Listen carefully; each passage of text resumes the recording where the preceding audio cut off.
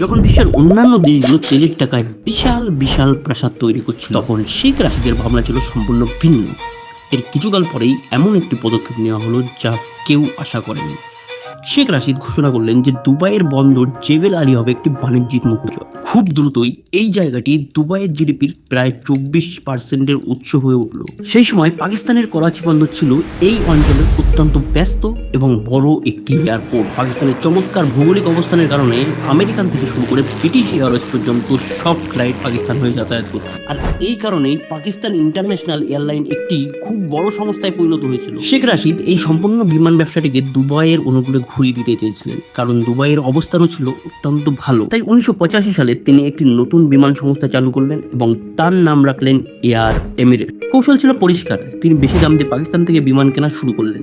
ধীরে ধীরে পাকিস্তানের সমস্ত ব্যবসা দুবাইয়ের দিকে সরিয়ে আনা হলো। দুবাই সরকার এমিরেটসকে বড় করার জন্য আলাদাভাবে অর্থ দিত এবং সবচেয়ে গুরুত্বপূর্ণ বিষয় হলো এমিরেটসের কাছ থেকে 1 টাকাও কর নেওয়া হতো না। এই সুবিধাগুলির কারণেই এমিরেটস সবাইকে পিছনে ফেলে দিল এবং পরবর্তীতে সারা বিশ্বের এয়ারলাইন্সগুলোকে চ্যালেঞ্জ জানালো।